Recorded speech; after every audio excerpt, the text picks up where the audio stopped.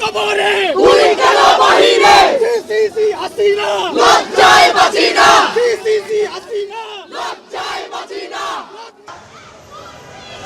শেখ হাসিনা করে যায় গণতন্ত্র মুক্তিবাদ গণতন্ত্র মুক্তিবাদ এই আমার ভাই কবরে তুই কেন বাহিরে আমার ভাই কবরে তুই কেন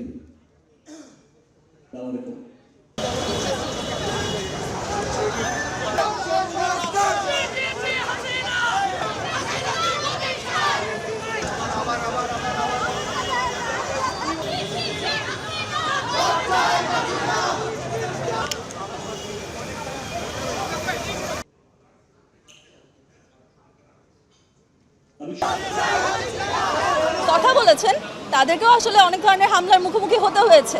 আমরা আজকে এখানে এসেছি কারণ আমার মনে হয় যে কোনো যৌক্তিক বিবেকবান মননশীল মানুষেরই এই যে এত ছাত্র হত্যা হলো এবং ছাত্রদের উপর নিপীড়ন হলো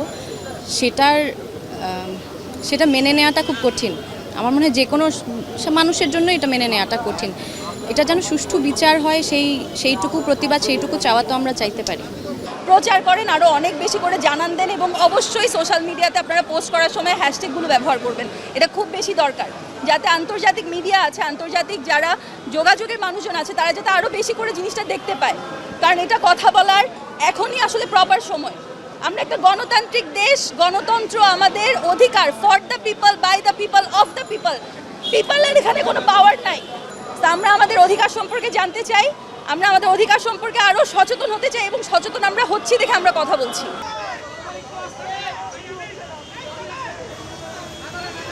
আমরা তো আগেই দাঁড়াইছি, সমষ্টিগতভাবে দাঁড়াইনি, আজকে সমষ্টিগতভাবে যার যার অবস্থান থেকে তো সবাই দাঁড়াইছে। রাইট অ্যান্ড রং, আমার কাছে মনে হচ্ছে this is what is going on in the country, this is absolutely রং।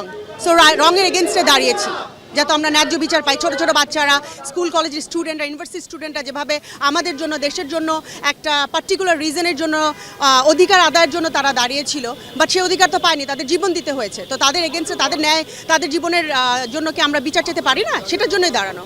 যেটা হচ্ছে যে আমরা যখনই আগেও দাঁড়িয়েছি, আপনি জানেন সবাই, আমাদের একটাই কথা হচ্ছে নিরস্ত্রদের উপর কেন অস্ত্র প্রয়োগ করা হলো।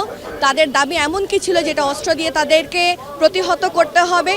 এইটুকু প্রশ্ন যাদের মনে জেগেছে, আমরা মনে করি আজকে সবাই একত্র হয়েছে, শিল্পী সমাজ একত্র হয়েছে। বাংলাদেশের প্রত্যেকটা মানুষের মধ্যে শিল্পী বসবাস করে।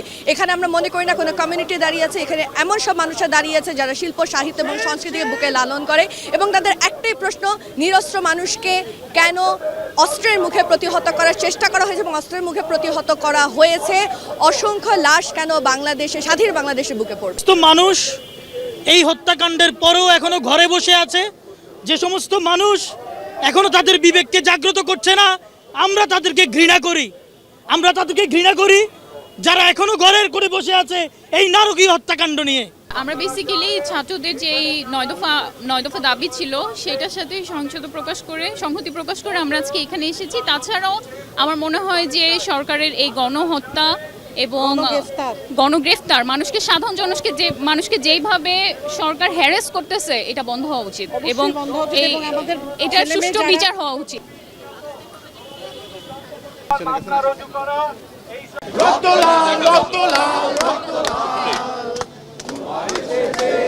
গণসমুদ্রে রক্ত লাল, রক্ত